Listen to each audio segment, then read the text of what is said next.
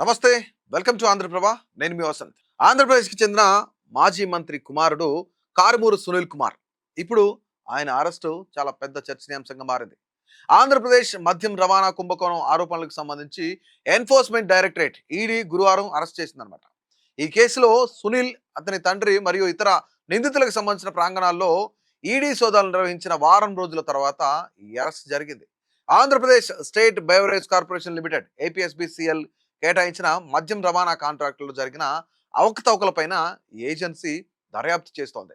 Agency ప్రకారం ఎంపిక చేసిన కొన్ని సంస్థలకు అనుకూలంగా రవాణా టెండర్లను తారుమారు చేశారని, దీనివల్ల రాష్ట్ర ఖజానాకు దాదాపుగా 195.33 కోట్ల రూపాయల నష్టం వాటిల్లిందని చెప్పేసి ఈడీ అధికారులు చెప్తా ఉన్నారు.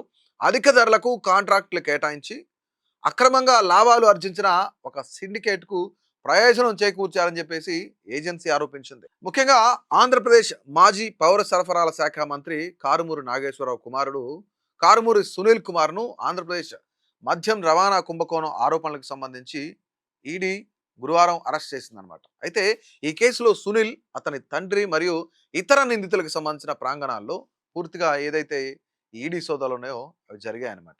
అయితే ఇక్కడ ఏపీఎస్బీసీఎల్కి సంబంధించి ఆంధ్రప్రదేశ్ ఖజానాకు గండిపడిందని చెప్పేసి దాదాపుగా 195.33 కోట్ల రూపాయలు గండిపడింది. ఇందులో దాదాపుగా 100 కోట్ల రూపాయల మేర ఇక్కడ కేవలం కారుమూరి సునీలే తీసుకున్నాడు అన్నట్లుగా కూడా ఆరోపణలు వెల్లువెత్తా ఉన్నాయి. ఈ మొత్తం దాదాపుగా మనం చూసుకుంటే 85 నుంచి 90% వరకు ఆల్మోస్ట్ కారుమూరికి సంబంధించిన వ్యక్తుల చేతుల్లోనే ఈ డబ్బులు మారాయని కూడా చెప్తా ఉన్నారు ఈడీ అధికారులు. సో ఇది ఓవరాల్గా చూసుకుంటే రాష్ట్ర వ్యాప్తంగా ఒక పెద్ద దుమారమే రేచింది. ఎందుకంటే ఇప్పటి వరకు అనేక మంది ఈ యొక్క కేసులో అరెస్ట్ అయ్యారు. మొదటిగా చూసుకుంటే రాజ్ కసిరెడ్డి, అక్కడి నుంచి మొదలు పెట్టుకుంటే అనేకమైన చాలా మంది వ్యక్తులు అనమాట. ఏజెన్సీ ప్రకారం ఎంపిక చేసిన కొన్ని సంస్థలకు అనుకూలంగా రవాణా చేశారని చెప్పేసి ఈడీ కూడా చెప్తా ఉంది. అయితే జూన్ 11 నిర్వహించిన సోదాల్లో ఈడీ ఒక విలాసవంతమైన వాహనం, అలాగే 94.5 లక్షల విలువైన వాచీలు, నగదు, ఆర్థిక లావాదేవీలు మరియు ఆస్తులకు సంబంధించిన పత్రాలను కూడా స్వాధీనం చేసుకుంది ఈడీ. అయితే ముఖ్యంగా ఏదైతే సోదాలు ఉన్నాయో ఈ సోదాలన్నీ కూడా కంటిన్యూగా జరుగుతున్నాయి. దాదాపుగా కూటమి ప్రభుత్వం అధికారంలోకి వచ్చిన కొద్ది నెలల నుంచే ఇదంతా ప్రారంభమైంది ఈడీ కేసు గురించి. ఈ నెల మొదట్లో ఇదే కేసులో రాజ్ కేసిరెడ్డి, ఏపీఎస్బీసీఎల్ మాజీ మేనేజింగ్ డైరెక్టర్ ఎవరైతే ఉన్నారో డి వాసుదేవ్ రెడ్డిని కూడా అరెస్ట్ చేసిన తర్వాత సునీల్ని కూడా అరెస్ట్ చేశారనమాట. అయితే ఈడీ దర్యాప్తు ఇంకా కొనసాగుతూ ఉంది.